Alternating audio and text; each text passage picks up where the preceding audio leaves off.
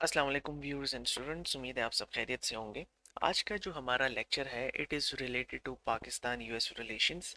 It is a brief overview जिसको देखने के बाद, जिसको सुनने के बाद आपको एक अंडरस्टैंडिंग हो जाएगी कि पाकिस्तान और यूएस के ताल्लुकात किस किस्म के हैं। बहुत इन डेप्थ में मैं नहीं गया हूँ, लेकिन कुछ मेजर पॉइंट्स को, मेजर चीज़ों को डिस्कस किया गया है जिससे आपको एक अंडरस्टैंडिंग हो जाएगी कि पाकिस्तान यूएस रिलेशंस हिस्टोरिकली कैसे रहे हैं और आज के दौर में वो पोस्ट 9/11 रिलेशंस कैसे हैं पाकिस्तान एंड यूएस के दरमियान।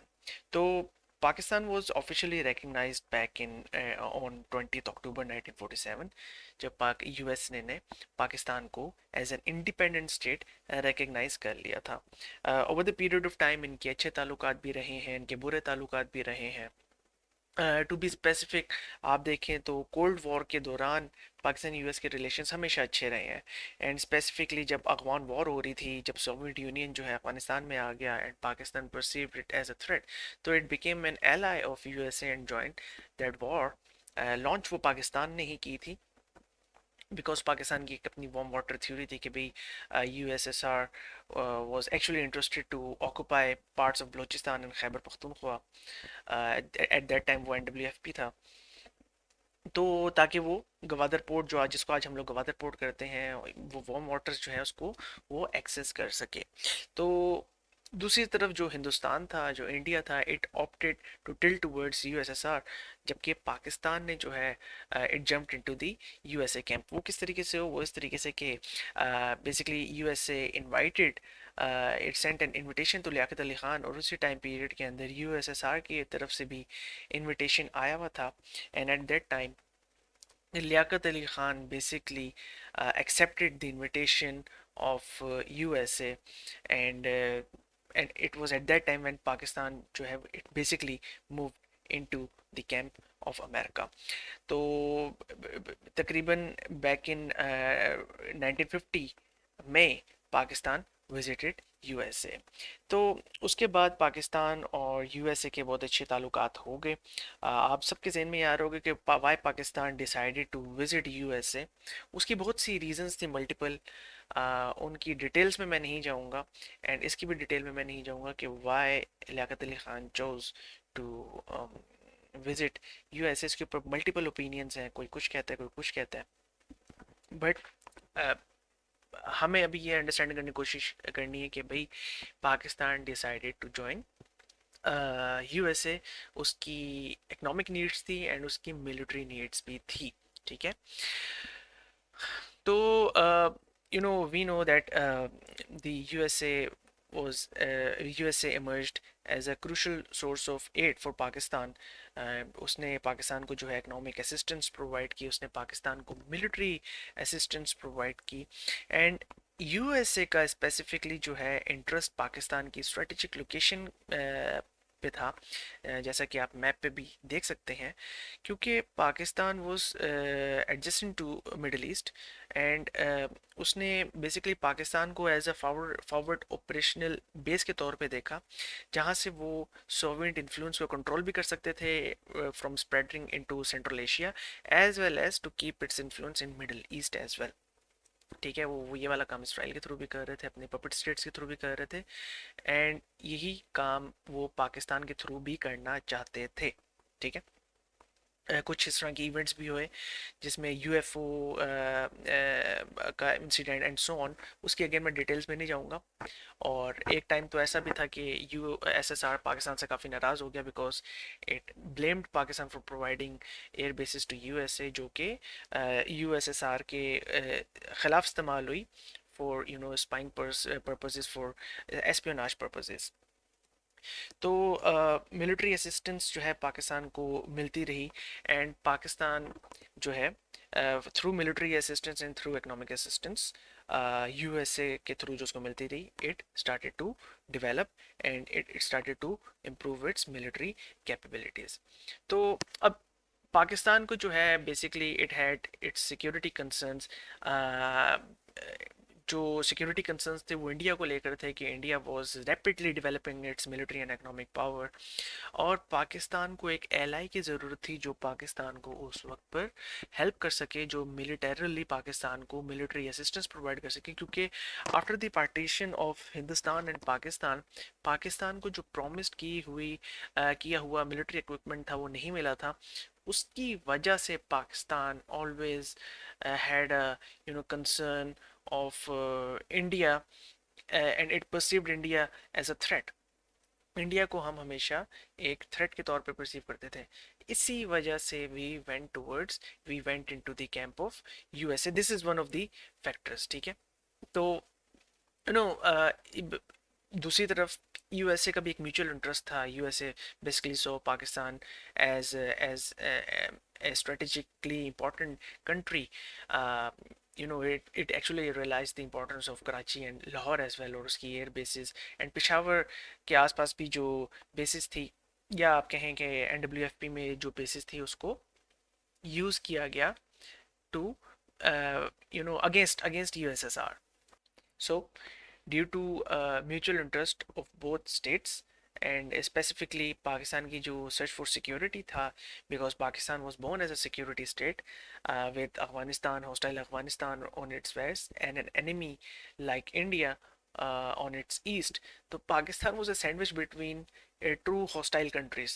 So Pakistan was in a search of security, so Pakistan decided to join the camps of USA, और उसने मुख्तलिफ military alliances भी जो which were being headed by USA, जैसे कि म्यूचुअल डिफेंस असिस्टेंट एग्रीमेंट था 1954 का, या फिर सीटो था 1954 में, या फिर बगदाद पैक्ट था जिसका बाद में नाम सेंटो हो गया। इस तरह के अलायंसेस पाकिस्तान ने ज्वाइन किए, जो आपके अभी स्क्रीन पर शो हो रहे होंगे, ठीक है। तो म्यूचुअल डिफेंस एग्रीमेंट के मुताबिक the US actually committed to provide defence equipment to Pakistan, ठीक है। दूसरी तरफ सीटो के जो एग्रीमेंट था, south east Asian treaty organisation, ये मुख्तलिफ कंट्रीज आपको नज़र आ रही हैं। It was again pact like NATO, which was basically made to create a deterrence against communism, ठीक है। तो पाकिस्तान ने उसको ज्वाइन किया था, लेकिन जो जब 1965 की वॉर हुई, जब 71 की वॉर हुई, तो जो एक प्रॉमिस था यूएसए का, जो इन कंट्रीज का था, जो इस ट्रीटी ऑर्गेनाइजेशन का प्रॉमिस था, that if ever there is going to be a war, तो मिलिट्री असिस्टेंस किसी हद तक प्रोवाइड की जाएगी, वो पाकिस्तान को नहीं प्रोवाइड की गई। So Pakistan withdrew from this organisation in November 1972। फिर बगदाद पैक्ट है, ठीक है। 23 सितंबर 1955 में पाकिस्तान ने ये म्यूचुअल कोऑपरेशन का एक पैक्ट था जो इन्होंने ज्वाइन किया, ठीक है। ऑल्दो पाकिस्तान ने इसको साइन किया था, but it was later rebranded as CENTO, क्योंकि इराक ने वहाँ से विदड्रॉ कर दिया था due to the change of government in Iraq, ठीक है। The Iraq region was overthrown in a bloody coup, and जो इराक था it pulled out, and consequently this treaty was renamed as central treaty organisation. फिर we will now have a look at के US Pakistan के relations from 1972 to 79 कैसे रहे हैं। हम लोग 71 तक कवर कर चुके हैं। तो 72 ऑनवर्ड्स पाकिस्तान, क्योंकि इट विड्रू फ्रॉम सीटो, ठीक है, but Pakistan actually maintained its relations through CENTO, and it received military aid from USA during this period as well. वो मिलिट्री एड्स का मैंने जो जिक्र है यहाँ पर किया हुआ है, जैसे 300 APCs हैं, या इकोनॉमिक एड है ऑफ 24 मिलियन, जो कि आप वीट के तौर पे मिली थी आपको। फिर 18 million as aid, and Pakistan was also allowed to purchase arms and spare parts of worth 160 million. इसी टाइम पीरियड के दौरान अफगानिस्तान में हालात ख़राब होने लग गए थे, and around in 1979 this Soviet invasion of Afghanistan took place. But on the other hand, we know that the USA, they continued to supply nuclear fuel to India, लेकिन पाकिस्तान को जो है किसी किस्म का न्यूक्लियर फ्यूल भी प्रोवाइड नहीं किया जा रहा था, बल्कि पाकिस्तान को डिस्करेज किया जा रहा था कि वो अपने किसी भी किस्म के न्यूक्लियर प्रोग्राम को कंटिन्यू रखें। सो वी नो कि India tested tested its nuclear weapons on 18th May 1974, and it was at that time when Bhutto उसने he made it clear कि पाकिस्तान को अगर घास भी खानी पड़ी तो खाएगा, but we are going to make a nuclear bomb one of our own. Pakistan को बहुत सी ऑफर्स हुई, करप्शन की, ब्राइब्स की, बट पाकिस्तान डिक्लाइंड।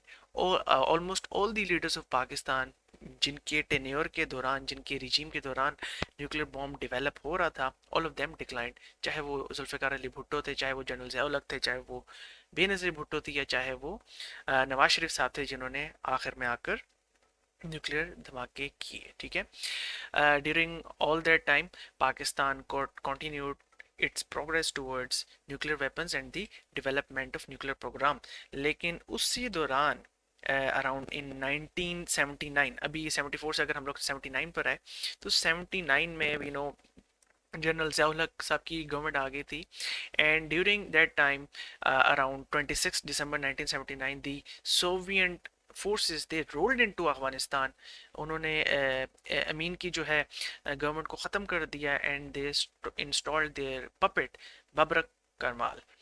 तो अब जब बबरक करमाल साहब उधर आ गए थे तो कम्युनिज्म का इन्फ्लुएंस वहाँ पे इंक्रीज होने लग गया, और वहाँ से जो रेफ्यूजीज थे who were unwilling to accept the government of Soviet Union, they started to roll into Pakistan as well. मुहाजिरीन वहाँ से निकलकर पाकिस्तान आने लगे, जिसको हम लोग अफगान मुहाजिरीन का नाम देते हैं, या अफगान रेफ्यूजीज का नाम देते हैं, जो जिनमें से बहुत सौ को आज पाकिस्तान की नेशनैलिटी मिल गई, और वो पाकिस्तान से वापस अफगानिस्तान नहीं जाना चाहते, क्योंकि अफगानिस्तान के हालात इस तरह के नहीं हैं कि वो उधर जाके रहें।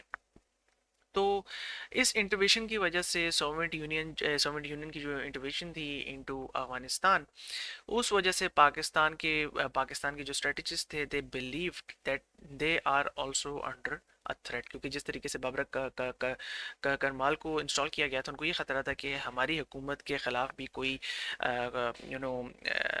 कोप ना हो जाए और हमारी हुकूमत को ख़त्म ना कर दिया जाए। तो फाइनली दी जब सोवियत ने उनका वो they started to advance and they started to deploy their tanks and their forces around the Pakistan border. तो it was at that time when Pakistan decided that they are not going to allow Soviet Union to advance into Pakistan's borders or fulfill their ambition of reaching warm waters of Arabian Sea। तो उस वजह से we jumped into the Afghan jihad. एक ये one of the reasons थी। कहा यह जाता है कि जुल्फ़िकार अली भुट्टो के टाइम पे तो ऑलरेडी बैक इन 1977 किसी हद तक, जब सोवियत यूनियन का वहाँ पर इन्फ्लुएंस बहुत ज़्यादा इंक्रीज हो रहा था, तो हम लोगों ने वहाँ पर प्रॉक्सी वॉरफेयर शुरू कर दी थी to remove the influence of Soviet forces या सोवियत प्रॉक्सीज। लेकिन 79 में finally they rolled into Afghanistan. ठीक है, तो it was at this moment that Pakistan decided to join the Afghan Jihad and remove USSR from Afghan soil. Pakistan को फिर जो है इसके लिए मुस्लिम ममालिक से, स्पेशली सऊदी अरब से मदद मिली, एंड वेस्टर्न ममालिक which were capitalists, जिनके system of government capitalism था, they started to help Pakistan as well। USA was provided a major chunk of assistance to Pakistan, and Pakistan finally contributed to Afghan jihad। और एक बड़े time period तक वो अफगान जिहाद जारी रही है, फ्रॉम अराउंड 1979 टू 1989, जब तक सोवियत यूनियन की फोर्सेस वहाँ से विड्रॉ नहीं कर गई। लेकिन उसी टाइम पीरियड में अराउंड 1988 जनरल ज़िया-उल-हक साहब का प्लेन क्रैश हो गया था, और वो इस दुनिया से चले गए। एंड जो मास्टरमाइंड थे अफगान जिहाद के, वो जब उनकी वो ज़िंदा नहीं रहे, तो Pakistan was left without a strategy to deal with Afghan war. तो उस वजह से जो उसका स्पिल ओवर था वो बहुत ज़्यादा फैल गया, और अफगानिस्तान के अंदर एक सिविल वॉर शुरू हो गई। एंड पाकिस्तान ऑल्सो यूएसए उसने पाकिस्तान का भी साथ छोड़ दिया और उल्टा पाकिस्तान के ऊपर सैंक्शन लगा दिए। लेकिन during the period of Afghan जिहाद, पाकिस्तान को उन्होंने $3 बिलियन की असिस्टेंस तकरीबन प्रोवाइड की, और F-16 भी पाकिस्तान को मिले, एंड स्ट्रिंगर मिसाइल्स भी मिले, जो पाकिस्तान ने रशियन फोर्सेस के ख़िलाफ़ इस्तेमाल किए थ्रू अफगान मुजाहिदीन। तो तकरीबन 1991 में जो है अफगान जो कोल्ड वॉर है, it ended, and it ended with the you know breakup of Soviet union. और उससे सेंट्रल एशियन रिपब्लिक जो है, कजाकिस्तान, ताजिकिस्तान, इस तरह की जो कंट्रीज़ हैं वो सारी उनको आज़ादी मिली। And Soviet Union turn into Russia. Ukraine भी जो है वो सोवियत यूनियन में से ही निकला था। तो इफ़ वी लुक इनटू कि भाई अब 1991 टू 1998 क्या हुआ। जनरल ज़ियाउल हक साहब चले गए थे, उनका प्लेन क्रैश हुआ था। और उसके बाद जो है यूएसए ने जो है पाकिस्तान के ऊपर जो है सैंक्शंस लगाना शुरू कर दिए, क्योंकि पाकिस्तान के ऊपर उन्होंने इल्ज़ाम लगाया that Pakistan is producing nuclear weapons. ठीक है। During the Bosnian civil war जब पाकिस्तान ने कंट्रीब्यूट किया, जो यूगोस्लाविया के अंदर सिविल वॉर शुरू हो गई थी, तो किसी हद तक यूएसए ने सैंक्शंस डिक्रीज कर दिए थे। बट अगेन पाकिस्तान ने जो F-16 ख़रीदने थे, उनसे जो 40 F-16 थे जो हम लोगों ने पैसे दिए हुए थे उनको, वो आज तक यूएसए ने हमें प्रोवाइड नहीं किए, और वो पैसे भी खुद लेकर वो बैठे हुए हैं। ठीक है। दूसरी तरफ अगर हम लोग अफगानिस्तान को देखें, तो अफगानिस्तान के अंदर सिविल वॉर शुरू हो चुकी थी। जो अफगान मुजाहिदीन थे वो आपस में ही लड़ना शुरू हो गए थे। And there was a group, जो मदरसा के स्टूडेंट्स थे, तालिब थे, जो under the leadership of Mullah Omar, वो उनको जब पता लगा कि भाई एक गांव के अंदर रेप हुआ है, तो he gathered a group of 45 people and they went into that village. And वहाँ पर जो रेपिस्ट था उनको उन्होंने पनिश किया। And it was at that time at the movement spread like wildfire. लोगों ने उनकी तरफ देखा और उनको रियलाइज हुआ कि that Taliban are the ones who can bring stability to Afghanistan. ये लोगों का एक परसेप्शन था, क्योंकि सिविल वार वहाँ पर लूम कर रही थी। तो अफगान तालिबान की फिर एक मूवमेंट वहाँ पर शुरू हुई। एंड अराउंड इन अप्रैल 1996 वो पूरे अफगानिस्तान पर उन्होंने सारे वॉल लॉर्ड्स को शिकस्त देकर कब्जा कर लिया था। Though there were chunks of resistance that were present in Afghanistan. USA ने जो है बेसिकली पाकिस्तान को एक्यूज किया that Pakistanis are the one who were supporting terrorism, and they blamed Pakistan for supporting Taliban and installing Taliban in Afghanistan. But USA ये भूल गया कि they were the ones who actually supported the Afghan जिहाद, जिन्होंने सारी funding की अफगान जिहाद के अंदर। एंड अफगान जिहाद को वो एक दरमियान में, बिल्कुल जब 1988 के बाद 1989 आया, जब सबसे ज़्यादा ज़रूरत थी कि नेगोशिएशंस हो और वहाँ पर अमन आया अफगानिस्तान के अंदर, वो छोड़कर अफगान जैसे जिहाद को चले गए, क्योंकि उनका इंटरेस्ट पूरा हो चुका था कि सोवियत यूनियन को शिकस्त देनी है। और 1991 में सोवियत यूनियन टूट गया। तो पाकिस्तान के ऊपर फिर सारा एक प्रेशर आ गया कि हम लोगों ने अफगान जिहाद का पूरा जो मैस था उसको हम लोगों ने उसको सम अप करना था। तो उल्टा, बल्कि बजाय के पाकिस्तान को सपोर्ट करते, पाकिस्तान पर इल्ज़ाम लग गया फॉर सपोर्टिंग टेररिज्म, जो कि बिल्कुल बेबुनियाद और झूठ था।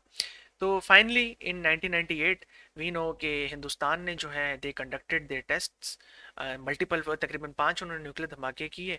पाकिस्तान जो है 1984 तक according to doctor Abdul Qadeer Khan cold nuclear test कर चुका था। So Pakistan had to make a decision कि either they are going to conduct nuclear tests or not.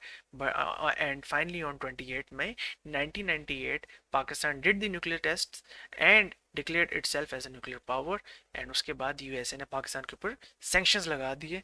और उस टाइम पर नवाज शरीफ साहब की हुकूमत थी। सैंक्शंस की वजह से हुकूमत के जो हालात थे, जो पाकिस्तान के हालात थे, वो काफ़ी डाउन हो गए। एंड साथ ही साथ कारगिल वॉर भी शुरू हो गई, जिसकी वजह से गवर्नमेंट के अंदर आपस में इनके इंटरनल डिवाइड्स स्टेट के पैदा हो गए।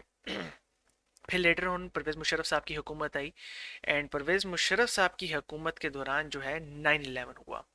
9/11 यानी कि वर्ल्ड ट्रेड सेंटर पर एंड पेंटागन के ऊपर 11 सितंबर 2001 में जो 3 प्लेन्स थे, 2 प्लेन्स जो है वो वर्ल्ड ट्रेड सेंटर के साथ टकराया एंड तीसरा जाकर पेंटागन के साथ टकराया। And that basically transformed the world politics, the world order. And it was at that time when USA give the option to Pakistan, which is also mentioned in the book written by Pervez Musharraf, in the line of fire. तो उसमें categorically USA ने आपको एक option दिया कि you have to decide as Pakistan, आपको decide करना है that you are with us और अगेंस्ट अस, ठीक है। तो Pakistan was left with no option, but क्योंकि अगर वो यूएसए की वॉर अगेंस्ट टेररिज्म, ये मेरा ओपिनियन है, आप लोग मुझसे डिसएग्री कर सकते हैं, अगर ना ज्वाइन करता तो it was a golden opportunity for India to provide basis to USA, और वो मिलकर फिर पाकिस्तान के ऊपर हमला करते और पाकिस्तान को मिलिट्री को डिस्ट्रॉय करने के बाद वो अफगानिस्तान की तरफ जाते। इसी टाइम पीरियड के दौरान जो है इंडिया ने एक फॉल्स फ्लैग ऑपरेशन करवाया, अपनी पार्लियामेंट के ऊपर हमला करवा दिया, क्योंकि Pakistan actually decided to provide assistance to USA, क्योंकि यूएसए ने डिसाइड कर लिया था that they are going to launch an operation in Afghanistan. तो हिंदुस्तान ने जो अपनी पार्लियामेंट पे जब हमला करवाया तो it blamed Pakistan for those attacks, and Pakistan को अपनी फोर्सेस जो है फिर इंडिया के बॉर्डर के साथ लगानी पड़ेगी, क्योंकि India was threatening Pakistan that it is going to launch a war and strikes inside Pakistan। तो पाकिस्तान का जो सारा फोकस था फ्रॉम वॉर अगेंस्ट टेररिज्म, वो फोकस शिफ्ट होकर चला गया to a possible war against India, जिसकी वजह से जो जब अफगानिस्तान के अंदर यूएसए ने एक वॉर अगेंस्ट टेररिज्म को लॉन्च किया, तो अलकायदा के जो लोग थे वो आकर इधर हमारे कबायली इलाकों में छुप गए, क्योंकि हमारी वहाँ पर फोर्सेस नहीं लगी हुई थी। एंड फाइनली जब 2003 में पाकिस्तान और इंडिया के दरमियान एक सीज़ फायर हुआ, और सीज़ फायर के बाद जब पाकिस्तान अपनी फोर्सेस को थोड़ा सा मूव करने की कोशिश की ट्राइबल एरियाज़ में, तो वहाँ पर वो ऑलरेडी फोर्ट्रेस बना के बैठे हुए थे, और एक वहाँ पर शदीद झड़पें शुरू होगी, और पाकिस्तान के ऊपर इल्ज़ाम लगना शुरू हो गया कि Pakistan is siding with USA. We were indirectly siding with USA. हम लोगों ने कहा था कि ठीक है, हम लोग अपने बॉर्डर को अपने क्लोज कर देते हैं, हम लोग टेररिस्ट को आने नहीं देंगे जिनको आप टेररिस्ट कह रहे हैं। बट हुआ ऐसे कि जब पाकिस्तान उधर गया अपनी फौजें लेकर, तो उधर वहाँ पर टेररिस्ट ने हमारे फौजियों को शहीद करना शुरू कर दिया, सिविलियंस को भी शहीद करना शुरू कर दिया। फाइनली जब अफगान तालिबान को इन्होंने थ्रो ओवर किया, तो वहाँ पर they again installed an anti Pakistan government. वैसे तो जितनी भी गवर्नमेंट्स रही हैं अफगानिस्तान में, वो सारी ही एंटी पाकिस्तान रही हैं। तो एंटी पाकिस्तान गवर्नमेंट वहाँ पर उन्होंने इंस्टॉल कर दी northern alliance. They started to reinstall northern alliance, and it was basically a puppet government, ठीक है। और उन्होंने भी पाकिस्तान को, क्योंकि वहाँ पर इंडिया का बहुत ज़्यादा फिर इन्फ्लुएंस आना शुरू हो गया था, पाकिस्तान को बहुत नुकसान पहुँचाया, डिफरेंट प्रॉक्सी ग्रुप्स को सपोर्ट करके, तहरीक तालिबान पाकिस्तान की तरह के, एंड डिफरेंट टेररिस्ट ऑर्गेनाइजेशंस को सपोर्ट करके। अब सवाल आप पूछेंगे जी आज भी ये हो रहा है? बिल्कुल, पाकिस्तान से जो है डिसीजन मेकिंग में एक मिस्टेक हुई। पाकिस्तान के ऊपर एक परसेप्शन था कि भाई अगर अफगान तालिबान वापस आ जाएंगे जो 1996 में जब थे, तो पाकिस्तान के जो किसी हद तक थे वेस्टर्न बॉर्डर्स वो सिक्योर हो गए थे। दोबारा जब वही एक्सपेरिमेंट को रिपीट करने की कोशिश की तो it failed, and specially after the withdrawing of USA, हमारे रिलेशंस जो हैं अफगान तालिबान के साथ वो बहुत ख़राब हो गए, क्योंकि वो एक डिस्प्यूट जो शुरू से एक ड्यूरेंट लाइन का चलता आ रहा है, वो दोबारा डिस्प्यूट सामने आ गया। एनीवेज 2011 पर अगर हम लोग जाएं, तो 2011 में वी हैड 3 इंसिडेंट्स जिसने बहुत ज़्यादा पाकिस्तान और यूएस के रिलेशंस को ख़राब किया। एक रेमंड डेविस का था, ठीक है। रेमंड डेविस ने जो है हमारे कुछ सरकारी अफसरान को शहीद कर दिया था फायरिंग करके। फिर यूएसए ने रेड किया पाकिस्तान के अंदर, and they claim that they have basically killed Osama bin Laden without showing his body और without showing any evidence. Pakistan उस पर खामोश रहा। एंड नंबर 3 वो सलाला सिक्योरिटी का इंसिडेंट पोस्ट पर जो एयर स्ट्राइक्स की उन्होंने अपने अपाची हेलीकॉप्टर्स के थ्रू, जिसमें हमारे 24 आर्मी सोल्जर्स शहीद हो गए थे। एंड उसके बाद हम लोगों ने 8 महीने तक नेटो की सप्लाई लाइन रोक के रखी, अनटिल जब तक एक पाकिस्तान इन्होंने यूएसए ने एक फॉर्मल अपोलॉजी पाकिस्तान को नहीं दी। लेकिन कहा यह जाता है कि पाकिस्तान यूएसए ने कभी भी फॉर्मल, वैसे कहा यह जाता है कि यूएसए ने कभी भी फॉर्मल एक अपोलॉजी नहीं दी, बट सेक्रेटरी ऑफ स्टेट जो हिलरी क्लिंटन थी, उन्होंने अपने अफसोस का इजहार किया इस इंसिडेंट के ऊपर, एंड इनफॉर्मली अपनी मिस्टेक को एक्सेप्ट किया। बट 8 मंथ्स तक पाकिस्तान ने उनकी जो सप्लाई लाइन थी उसको रोक के रखा। फिर पाकिस्तान यूएस के relations from 2017 to 2020, especially during era of Trump, they went into abyss. The reason being कि ट्रम्प ने कॉन्टीन्यूसली पाकिस्तान को ब्लेम किया एंड पाकिस्तान से कहा to do more. He blamed Pakistan for providing safe havens to terrorists, and he criticized, especially in his tweet. उसने Donald Trump ने एक tweet भी की back in January 2018, and he criticized Pakistan for receiving billions in aid, while he said that Pakistan is receiving, Pakistan को हम लोग billions of dollars दे रहे हैं, लेकिन उसके बावजूद पाकिस्तान में सेफ हेवन्स है. पाकिस्तान के ऊपर इसका क्लेम ये था कि भाई यहाँ पर अफगान मुहाजिरीन रहते हैं, यहाँ पर कोई फेंसिंग नहीं हुई हुई, तो यहाँ से वो कभी भी उधर को पार, बॉर्डर के उस पार चले जाते हैं, कभी बॉर्डर के इस पार चले जाते हैं, तो हमें नहीं पता लगता कि इन 50 लाख के अंदर जो मुहाजिरीन है कौन उधर जा रहा है, कौन उधर से इधर आ रहा है. एंड सेकेंडली पाकिस्तान का क्लेम यह था that there no safe havens in Pakistan. 70% of the territory even at that time was occupied by Afghan Taliban, और वहीं से हमले हो रहे हैं, पाकिस्तान का उसमें कोई लेना देना नहीं है. ठीक है. They Trump also accuse Pakistan of being liar and deceitful, and Pakistan ने उसके ऊपर एक सख्त रद्द अमल शो किया था. दैट नो मोर एक बहुत फेमस ट्वीट है जो किया गया था कि भाई ठीक है हम लोग बहुत कुछ कर चुके हैं बट नो मोर. फिर Trump also opposed, he strategically opposed Belt and Road Initiative, he strategically opposed CPEC, because he basically considered these projects as a threat to US interest in the region. And अब लेकिन later on prime minister Imran Khan का जो visit था, it there was a brief thaw in the relations following the visit of Imran Khan back in July 2019. And फिर आहिस्ता आहिस्ता उस time period में जब इमरान खान साहब थे तो रिलेशंस अच्छे होते गए between USA and Pakistan. But उसके बाद एक कश्मीर का जो इंसिडेंट हो गया एंड हिंदुस्तान के साथ हमारे ताल्लुकात ख़राब हो गए, वो हम लोग एक और लेक्चर में उसको डिस्कस करेंगे. देन जब ट्रम्प इलेक्शंस हार गए और वहाँ पर जो बाइडन की हुकूमत आई, तो अगेन पाकिस्तान और यूएस के रिलेशंस में एक स्ट्रेन नज़र आने लग गया. जो हमारे ex prime minister Imran Khan थे, ही ऑलवेज एडवोकेटेड के there was no military solution to Afghanistan, there was no military solution in Afghanistan, and rather there should be a political dialogue, and वहाँ से अफगान यूएस फोर्सेस को, नेटो फोर्सेस को वहाँ से निकल जाना चाहिए. निकल तो वो गए. They actually, withdrew. They announced a complete withdrawal of U.S. troops from Afghanistan by August 31, 2021. And उसके बाद आहिस्ता आहिस्ता उन्होंने विड्रॉ करना शुरू कर दिया. But what eventually happened was कि there was a power vacuum which was left behind. उसको एक अरबली बहुत जल्दी से अफगान तालिबान ने उसको फिल अप करने की कोशिश की, लेकिन वो फिल अप नहीं कर सके और आज तक वहाँ पर स्टेबिलिटी नहीं लेकर आ सके. Later we know that Russia actually invaded Ukraine, and Pakistan at that time resisted to take any side और कंडेम रशिया. तो उसकी वजह से भी एक पाकिस्तान यूएस के दरमियान एक मिसट्रस्ट पैदा हुआ. उस टाइम पर पाकिस्तान जो है रशिया के थोड़ा करीब जा रहा था. एंड फिर we know that there was a constitutional crisis in Pakistan.